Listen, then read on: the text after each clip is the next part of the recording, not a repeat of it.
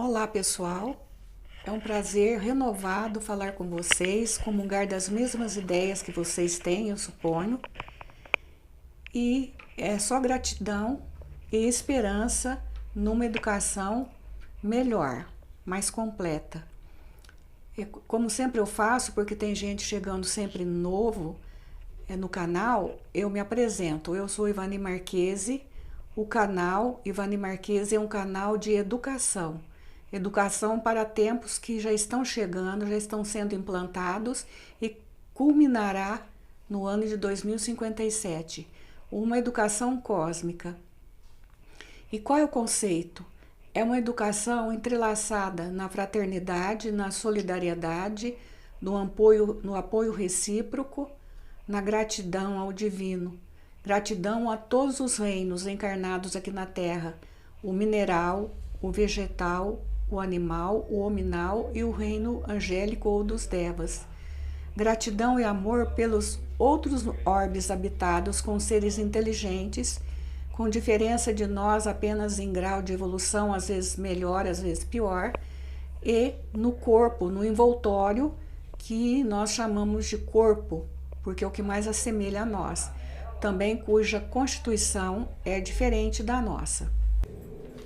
Então, feitas a minha apresentação e a apresentação do canal, nós vamos hoje refletir sobre um outro pilar para uma educação cósmica, que é o fundamento tão importante quanto o que nós fizemos no módulo anterior, porque não se esqueçam que nós estamos preparando um currículo para a educação de cidadania cósmica.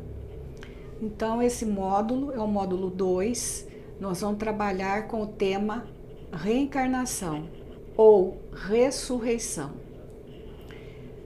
Vamos fazer uma introdução.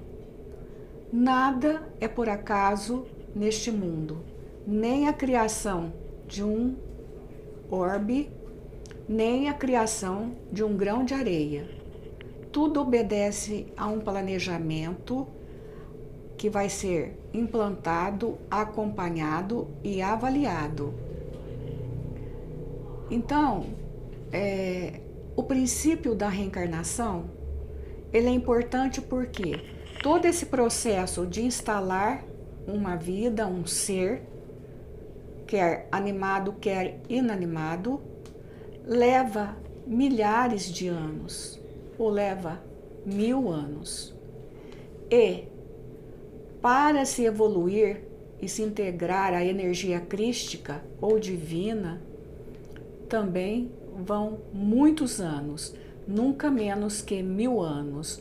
Uma evolução não se faz num relâmpago, ela se faz num curso chamado Vivências Planetárias, acompanhado por um conselho kármico, e demora nada mais, nada menos que milhares ou 1000 anos.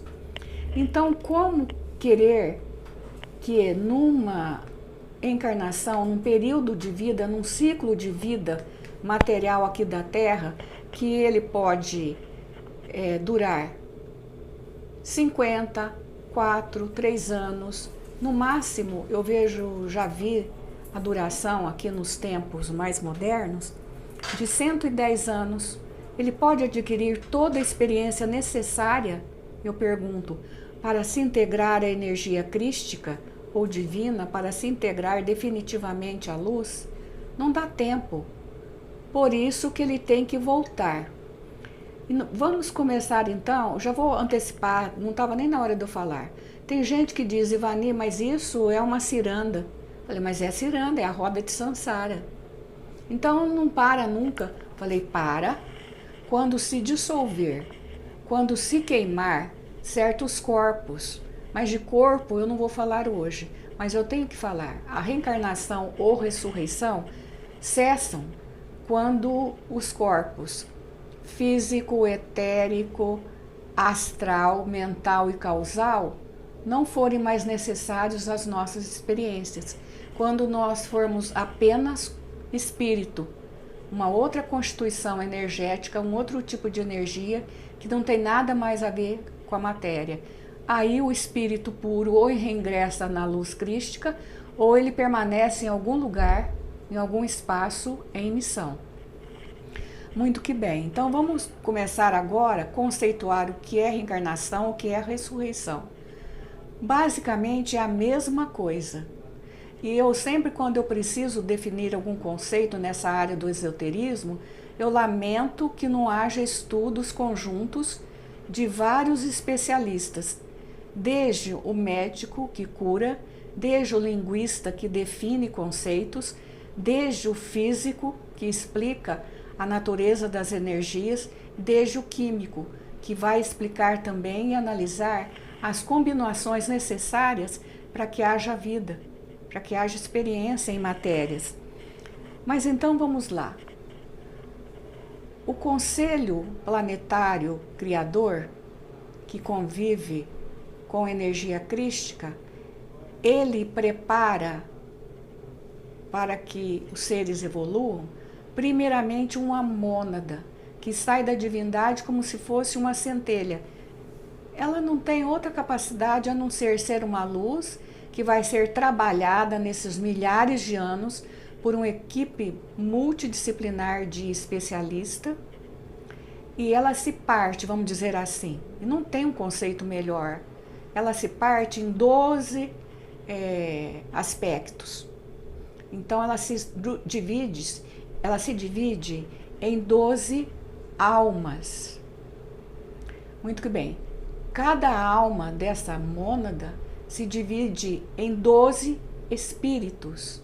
O espírito, então, vai precisar, enquanto não evoluir e se integrar à luz divina, de corpos, que foram estes que eu mencionei agora há pouco, no caso do homem, no caso do reino nominal. Mas a questão da reencarnação é o seguinte: reencarnação supõe reencarnar de novo, e ressurreição supõe ressurgir de novo. Então sempre está implícito, tanto num vocábulo reencarnação quanto o outro ressurreição, a ideia de reaparecer, de renovar, de voltar de novo, certo? Só que o aramaico, ele era muito pobre. É difícil a língua moderna hoje, mesmo no judaísmo, que tenha a versatilidade, a riqueza, a nuance delicada do português. Então, reencarnar é surgir da água, e água no esoterismo significa matéria, e do espírito. O espírito não muda nunca, o que muda é a água, é a matéria. Esse é o reencarnar. E o ressurgir é o brotar, e nada brota. Ah, fulano surgiu, ele tornou a ressurgir, ele apareceu. Então anula todo esse processo de divisão de mônada, todo esse processo de voltar da água e do espírito. É um conceito que precisa ser meditado muito. Eu recomendo Blavatsky no seu glossário teosófico. Eu estou fazendo assim, de uma maneira muito didática, essa parte. Então, nós já falamos que a mônada se subdivide em 144 partes no total. Cada parte guarda o mesmo aspecto kármico para o qual a mônada foi criada, e vai evoluir cada uma por si, mas sempre em conjunto com as outras. O que vai mudar é o tipo de karma, é o tipo de experiência e o tempo. Que vamos supor que alguém seja assassinado ou suicide, retarda o ciclo de evolução. Olha, o assunto é muito complexo. Viver é um fato de extrema responsabilidade kármica.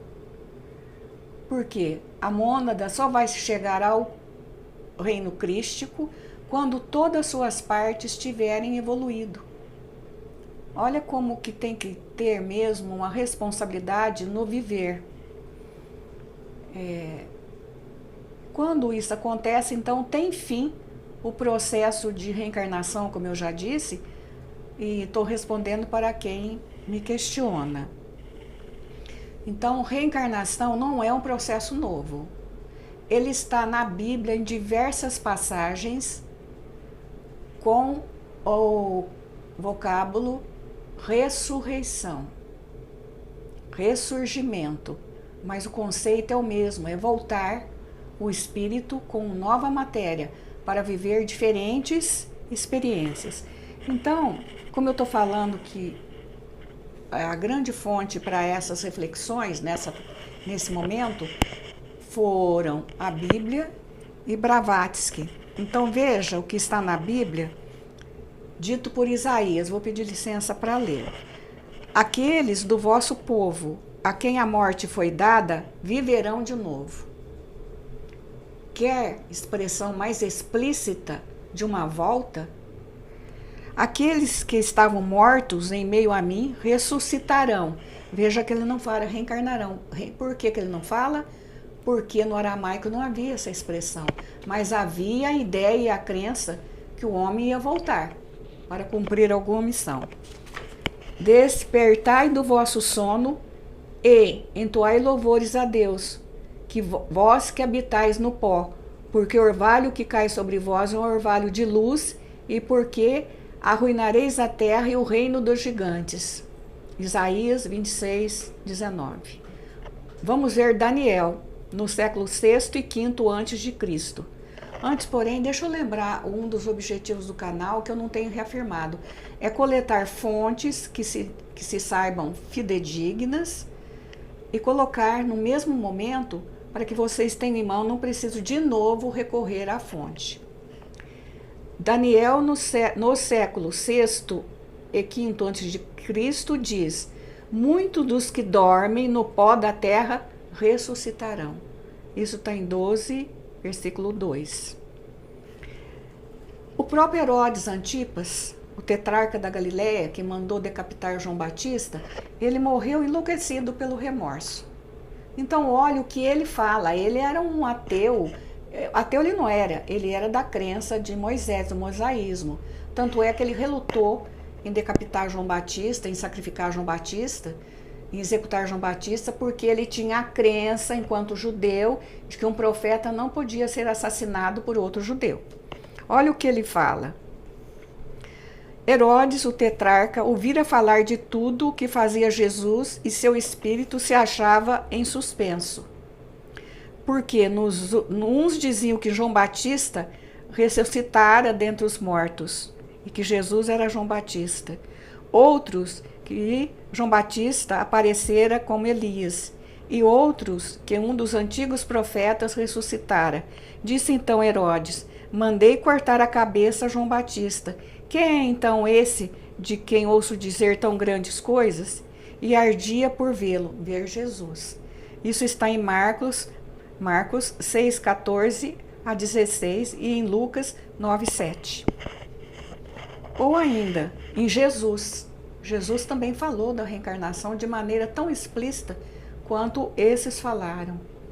Veja, os discípulos de Jesus então o interrogaram desta forma: por que dizem os escribas ser preciso que antes volte Elias?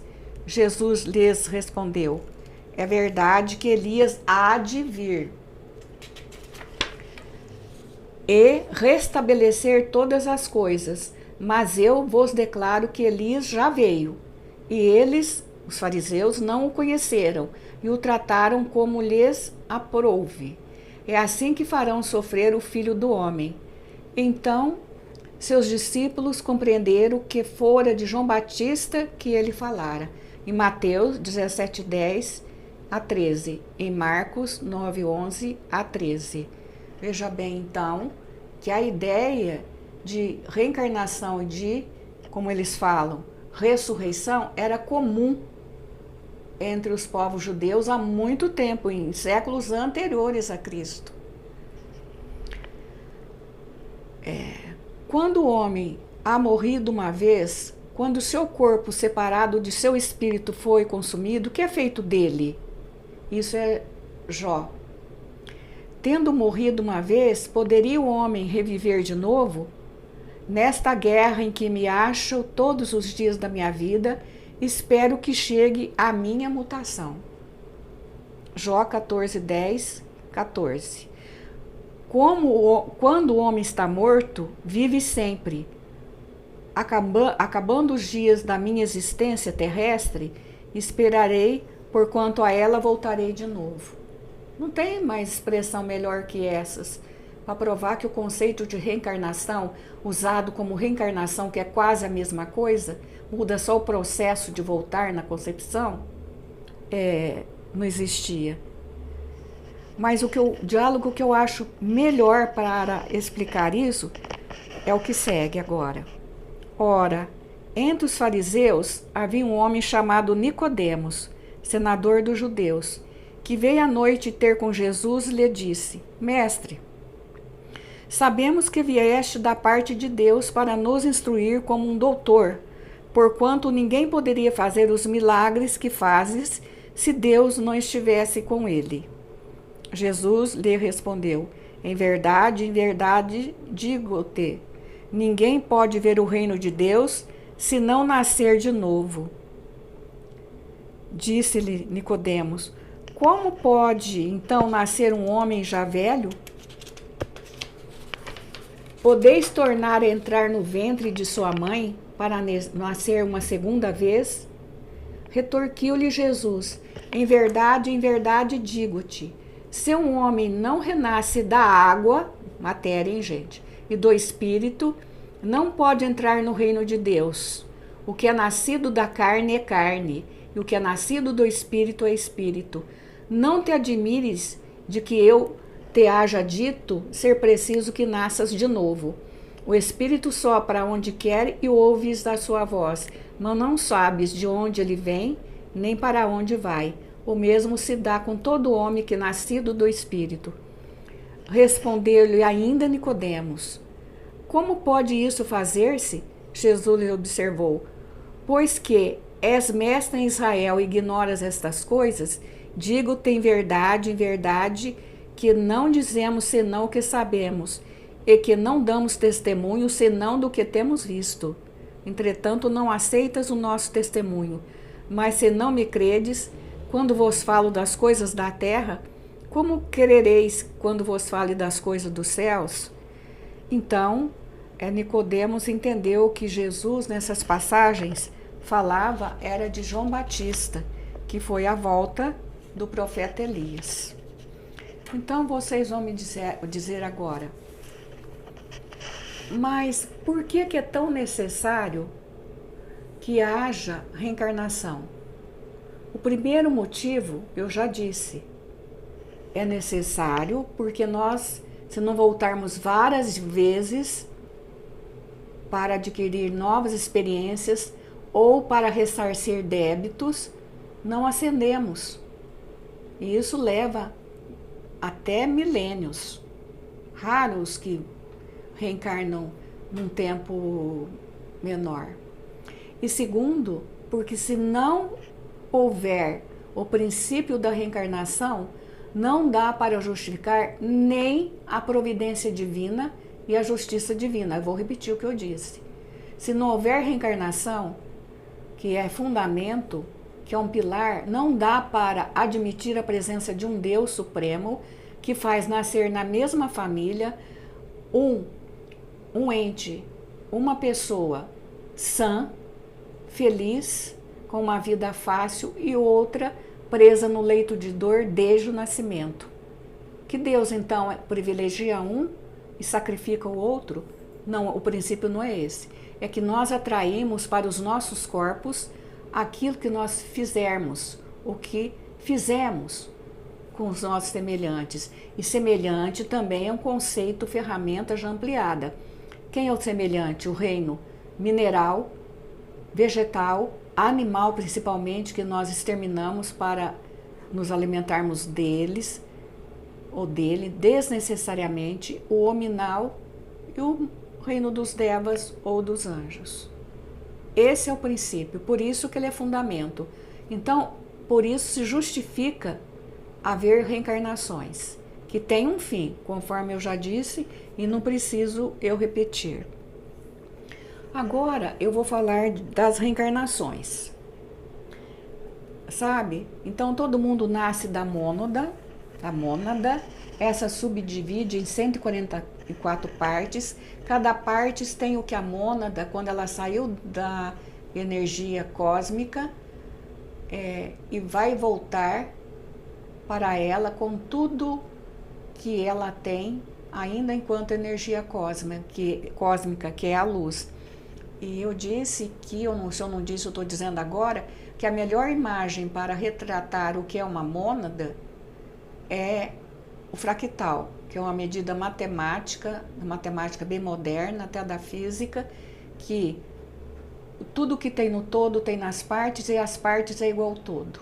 É um princípio também já muito antigo, até encontrado em Paracelso, que aqui como agora é como antes.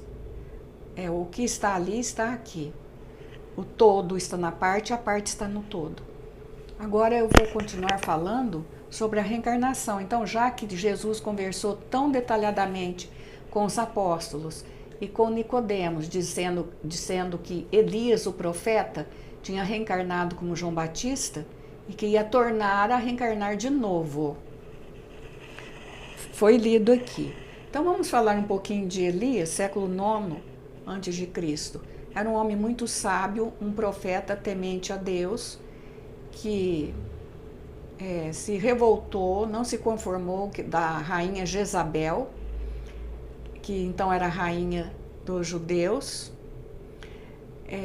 ser uma ateia estrangeira que cultuava o deus Baal, um ídolo de barro, e que ele era feito assim, ele encimava, era uma estátua que encimava uma grande fornalha. Lá ela oferecia sacrifícios humanos a esse deus. Então as pessoas morriam na fogueira para que ela continuasse bela, linda, poderosa e rica. E ele se insurgiu, e depois de muito trabalho, de morrer muita gente, o rei concedeu que ele fosse embora. Aí ele saiu com o pessoal dele, só que, instado pela Jezabel, o rei fez que ele fosse perseguido e os perseguidores o encontraram em certa parte do caminho. Aí ele viu que estava em menor número, que não ia com armas piores, que ele não ia sair vencedor se houvesse uma batalha. Aí ele criou um plano, ele disse assim para o chefe da guarda de Jezabel: vamos fazer um acordo. Se vocês atearem fogo naquela água e a água formar labaredas, o meu Deus é verdadeiro. Se vocês não conseguirem fazer isso, o Deus de vocês é o verdadeiro. E se vocês não tiverem o Deus verdadeiro, vamos fazer esse acordo, vocês voltam tranquilos e eu sigo tranquilo com os meus.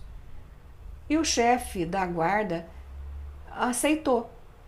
Aí ele falou: mas antes, porém, joguem as espadas no rio. Por quê? Porque vocês estão em maior número e pode ser que alguém não vá te obedecer. Nós vamos ter que perder homens. Ele falou: não, vamos jogar. Todos jogaram. Aí, como ele era um estudioso, uma espécie de um químico, um sábio, porque antigamente o conhecimento era em bloco. A astrologia era junto com a medicina, que era junto com a química e com a filosofia, outro tipo de mundo, outro tipo de como paradigma de fazer ciência. Tudo bem. E ele conhecia a região, sabia naquela região a água que continha algum elemento que iria incendiar. E os outros não, eram apenas soldados. Então ele falou: pode escolher o lado. Os caras escolheram o lado que acharam mais seco. Aí ele escolheu um lado mais molhado, mas quase pantanoso. O que aconteceu? Claro que a água, porque não existe milagres, não queimou, não entrou em combustão, mas do lado de Elias, a água levantou labareda. Por que a água do lado de Elias queimou?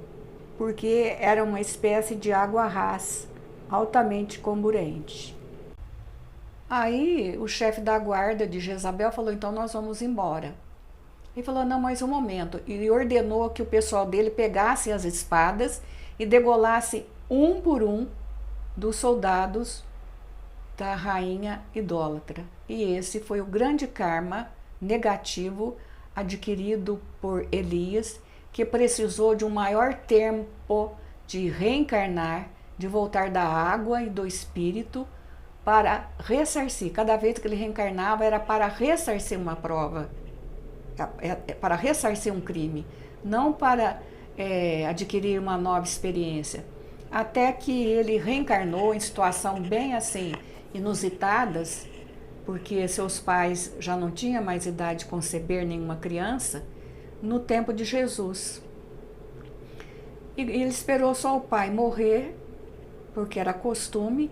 Ele também era nazareno, segundo o que consta, foressênio, seguidor de uma seita que acreditava assim na reencarnação, e como todos acreditavam na ressurreição, ele também.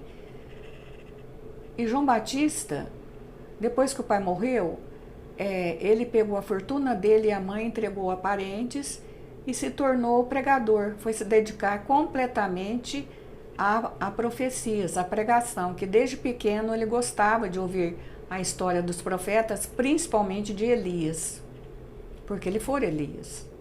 Mas o que ele começou a fazer? A criticar o poder político da época. E no poder político da época era de Herodes Antipas, esse que se impressionou com Jesus, temendo que ele fosse João Batista, e Herodíade, a cunhada que se casou com o cunhado. E ele criticava esse tipo de conduta, criticava o tipo de conduta dos fariseus sacerdotes que espoliavam viúvas, órfãos e incautos, e ele tinha um verbo incandescente mesmo, um verbo agressivo. O João Batista acredita-se hoje que fora uma pessoa índigo, desde criança, inconformado, vanguardeiro, era mesmo um profeta, um utópico. Herodes mandou prendê-lo várias vezes, mandou chamá-lo em sua presença, falou: olha, eu vou ser obrigado a te matar. Ele falava: mas eu vou voltar. Herodes soltava, que não tinha o que fazer com ele, ele não mudava. Tornava a prender e avisava: vou dar ordem de meus soldados te conduzirem bem longe. E assim era feito, ele voltava, porque ele queria mudar o estado de coisa. Até que um dia ele estava preso, já há 3 anos, Jesus já estava também se preparando para o messianato, e se comunicavam. Ele batizou Jesus, inclusive. Eu tenho uma passagem que fala só dele. Era uma personalidade ímpar mesmo, que se comunicava com Jesus até telepaticamente. Ele já fazia 3 anos que ele estava preso e nem vinha a condenação, porque Herodes não tinha coragem de mandar executá-lo, conforme eu disse, que ele tinha imunidade porque era profeta. Mas chegou o aniversário do rei e foi dado um festim orgíaco e luxuoso e muito bonito, porque tinha muito artista, dançarinos, cantores, músicos.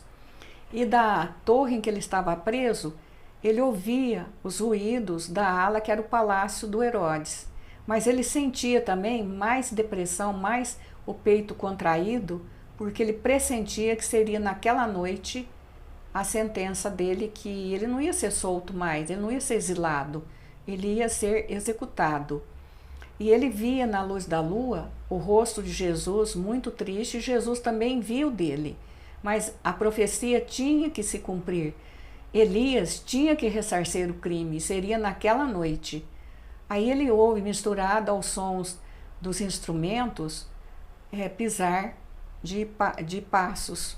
Parecia uma milícia, uma guarda, mas ele não sabia o diálogo que havia sido travado no interior do festim, entre Herodes, Herodíade e Salomé, uma menina, uma adolescente, entrada em adolescente, que dançava, já era uma dançarina exímia, e encantou o rei.